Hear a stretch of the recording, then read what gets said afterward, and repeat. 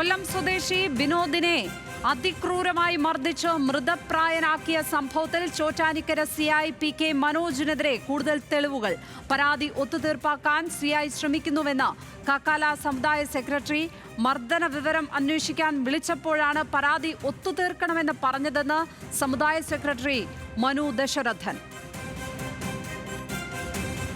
അത് പറഞ്ഞു, അത് ഞങ്ങൾ ചെയ്തിട്ടില്ല, ഞങ്ങൾ പോലീസുകാരല്ല ഇത് ചെയ്തത്, ആ പെൺകുട്ടിയുടെ ആങ്ങളമാരാണ് ഇത് ചെയ്തതെന്നാണ് എന്നോട് പറഞ്ഞത്. അപ്പോൾ തുടർന്നുള്ള സംഭാഷണ വേളയിൽ അദ്ദേഹം പറഞ്ഞു, അതിനെത്ര എന്താണെന്ന് വെച്ചാൽ എന്നെ കഴിയുന്ന രീതിയിൽ കോൺട്രിബ്യൂഷൻ എന്തെങ്കിലും വേണമെന്നുണ്ടെങ്കിൽ ചെയ്യാം, ഹോസ്പിറ്റലിലെ ഉള്ള എക്സ്പെൻസ് ഞാൻ മീറ്റ് ചെയ്യാം, ഇത് എങ്ങനെയെങ്കിലും ഒഴിവാക്കി തരണം എന്ന രീതിയിൽ അദ്ദേഹം സംസാരിക്കുകയുണ്ടായി. മർദ്ദിച്ചില്ല എന്ന് പറയുകയും ചെയ്യുന്നു. ദെൻ അത് തിരിച്ച് പറയുകയും ചെയ്തു, ഞാൻ അതിൻ്റെ എന്താണെന്ന് വെച്ച് ചെയ്യാം, ഒരു കേസ് വന്നു കഴിഞ്ഞാൽ എനിക്ക് കൂടുതൽ എൻ്റെ റെപ്യൂട്ടേഷനും ബാധിക്കുന്ന ഒരു പ്രശ്നമാണ്, അതുകൊണ്ട് ഒഴിവാക്കണം, അതിന് വേണ്ട എന്താ ചെയ്യണമെന്ന് പറഞ്ഞു. മീഡിയക്ക് കൊടുക്കരുത്, മീഡിയ കൊടുത്തു കഴിഞ്ഞാൽ എനിക്ക് പ്രശ്നമാണെന്നാണ് പറഞ്ഞത്. വിനോദിനെ മർദ്ദിച്ചിട്ടില്ല, പക്ഷേ വിനോദിനെ ചികിത്സിക്കാൻ പണം നൽകാമെന്ന് സിഐ പി.കെ. മനോജ്.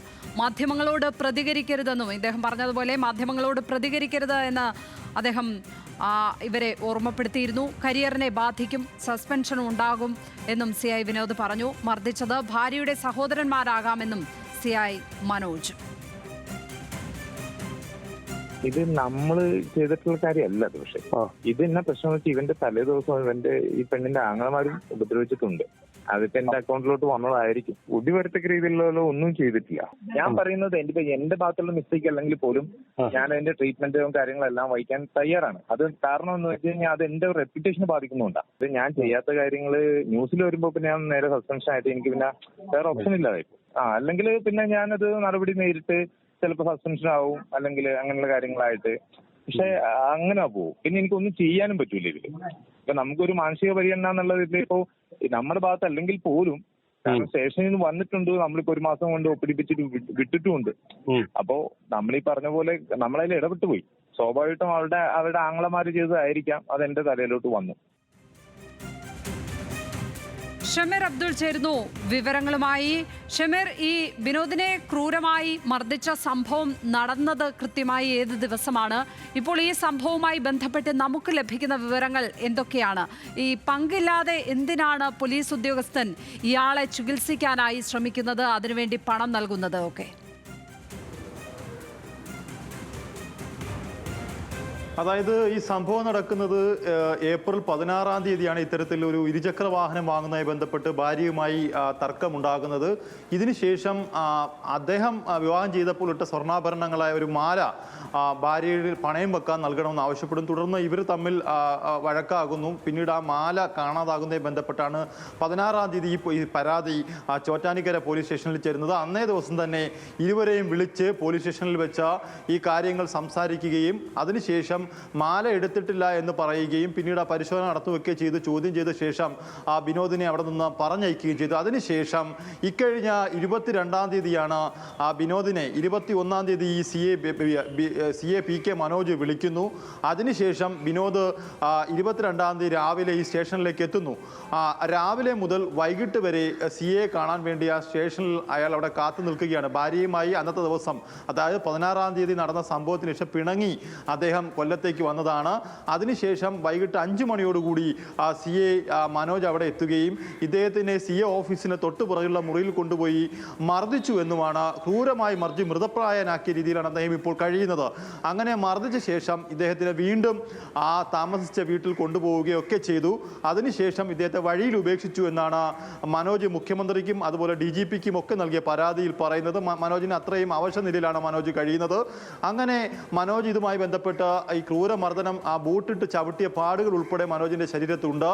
ഇതിനുശേഷം ഈ ചിത്രങ്ങൾ ഉൾപ്പെടെ ഇവരുടെ SC/ST സമുദായത്തിൽപ്പെട്ട ആളാണ്. അതുകൊണ്ട് തന്നെ ആ സമുദായം ഇത് അന്വേഷിക്കാൻ തീരുമാനിക്കുകയും സമുദായ അംഗം കാക്കാല സർവീസ് സൊസൈറ്റിയുടെ ജില്ലാ സെക്രട്ടറി മനു ദശരഥൻ ഇതുമായി ബന്ധപ്പെട്ട് ഈ ഫോട്ടോകൾ ഉൾപ്പെടെ ഈ CAക്ക് അയച്ചു കൊടുക്കുകയും അപ്പോഴാണ് CA പറയുന്നത് ഇത്തരത്തിൽ താൻ മർദ്ദിച്ചിട്ടില്ല, മർദ്ദിച്ചത് ഈ പെൺകുട്ടിയുടെ, അതായത് ഇദ്ദേഹം വിവാഹം ചെയ്ത ഭാര്യയുടെ സഹോദരന്മാരാണ് മർദ്ദിച്ചതെന്നാണ് ഈ CA പറയുന്നത്. പറയുന്നത്. പക്ഷേ കൃത്യമായി ഈ അടിയേറ്റ വിനോദ് പറയുന്നത് മർദ്ദിച്ചത് CA തന്നെയാണ്. അദ്ദേഹത്തിൻ്റെ മുഖത്തടിച്ചു, നിലത്തിട്ട് ചവിട്ടി, അതുപോലെ ഇരുമ്പ് ദണ്ട് പോലുള്ളൊരു സാധനം ഉപയോഗിച്ച് അദ്ദേഹത്തിൻ്റെ കാലിൽ പരിക്കേൽപ്പിച്ചു. കാലിൽ ഫ്രാക്ചറുണ്ട്, പൊട്ടലുണ്ട്.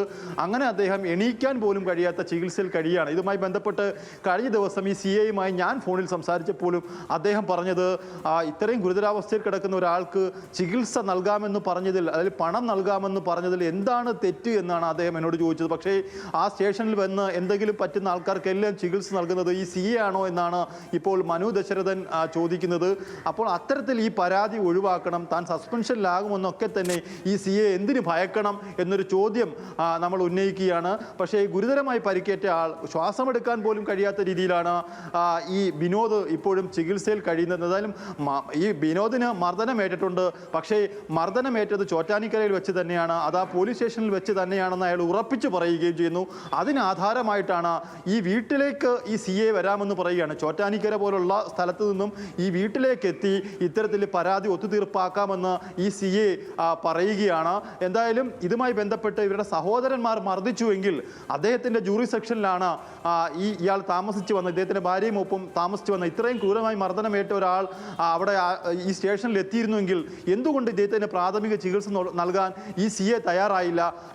പിന്നീട് ഈ സഹോദരന്മാരെ ഇത്രയും ക്രൂരമായി മർദ്ദിച്ച് നടക്കാൻ പോലും കഴിയാത്ത ഒരാൾ സ്റ്റേഷനിലേക്ക് വന്നു എങ്കിൽ ആ സ്റ്റേഷനിലേക്ക് വന്ന ഈ സഹോദരന്മാരുടെ പേരിൽ എന്തുകൊണ്ട് അന്വേഷണം നടത്തി FIR ഇട്ടില്ല തുടങ്ങിയ പ്രധാനപ്പെട്ട ചോദ്യങ്ങൾ നമ്മൾ ഉന്നയിക്കുകയാണ്. പക്ഷേ ഈ ചോദ്യങ്ങൾക്കൊന്നും തന്നെ പോലീസിന് മറുപടിയില്ല.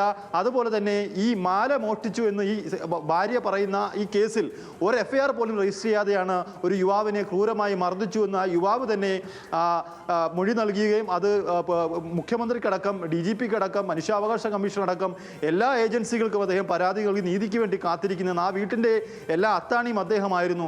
അദ്ദേഹത്തെ ആ അദ്ദേഹത്തെയാണ് ഒരു ഭാര്യയുമായുള്ള പിണക്കത്തിൻ്റെ പേരിൽ ഇത്രയും ക്രൂരമായി മർദ്ദിച്ച ശേഷം CA ന്യായീകരിക്കുകയും ചെയ്യുന്നത്. എന്തായാലും CAയുടെ ഈ ഓഡിയോ സംഭാഷണം വളരെ പ്രധാനപ്പെട്ടതാണ്. അതിൽ അദ്ദേഹം പറയുന്നുണ്ട്, ഞാൻ നിങ്ങളുടെ വീട്ടിൽ വന്ന് പരിഹരിക്കാം, എൻ്റെ കരിയറിനെ ബാധിക്കുന്ന സംഭവമാണ്, അവർ SC/ST വിഭാഗത്തിൽപ്പെട്ട ഒരാളാണ്, അത് എനിക്കറിയില്ലായിരുന്നു, ഒരു മർദ്ദിക്കാത്ത ഒരു CA എന്തിന് ഇദ്ദേഹത്തിന് പണം നൽകണം തുടങ്ങിയ പ്രധാനപ്പെട്ട ചോദ്യങ്ങളൊക്കെ തന്നെ നമ്മളും പൊതുസമൂഹവും ഉന്നയിക്കുകയാണ്. ഇതിൽ കൂടുതൽ പുറത്തേക്ക് വരികയാണ്. ഇപ്പോൾ ഈ ഓഡിയോ സന്ദേശം അടക്കം നിർണായകമായ തെളിവാണ് എന്ന് തന്നെ വേണം മനസ്സിലാക്കാൻ. ഇയാൾക്കെതിരെ എന്തെങ്കിലും തരത്തിലുള്ള നടപടികളിലേക്ക് ഡിപ്പാർട്ട്മെന്റ് നീങ്ങിയിട്ടുണ്ടോ? ആലുവ റൂറൽ SP ഓഫീസിൽ റൂറൽ SPക്ക് ഇതുമായി ബന്ധപ്പെട്ട് പരാതി നൽകിയിട്ടുണ്ട്. എന്തായാലും പോലീസിൻ്റെ രഹസ്യാന്വേഷണ വിഭാഗം ഇതുമായി ബന്ധപ്പെട്ടൊരു പ്രാഥമിക അന്വേഷണം എന്താണ് ആ സ്റ്റേഷനിൽ നടന്നു തുടങ്ങിയ പ്രാഥമിക അന്വേഷണം നടത്തുന്നുണ്ട്. അതിൽ ഏറ്റവും പ്രധാനപ്പെട്ടത് CA പറയുന്നത് നിങ്ങൾക്ക് ഈ സ്റ്റേഷനിലെ CCTV ദൃശ്യങ്ങൾ പരിശോധിക്കാം എന്നാണ് CA പറയുന്നത്. പക്ഷേ നമ്മൾ വിനോദുമായി സംസാരിക്കുമ്പോൾ വിനോദ് പറയുന്നത് CCTV ഇല്ലാത്ത മുറിയിൽ കൊണ്ടുപോയാണ് മർദ്ദിച്ചത്. ആ സൗണ്ട് ബൈറ്റ് നമ്മുടെ കയ്യിലുണ്ട്.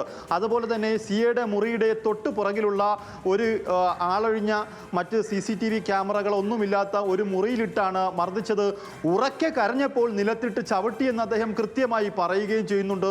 എന്തായാലും അയാളൊരു കൊലപാതകം ചെയ്ത പ്രതിയല്ല, അല്ലെങ്കിൽ മറ്റെന്തെങ്കിലും അസ്വാഭാവികമായ നടപടികൾ ചെയ്തൊരു പ്രതിയല്ല.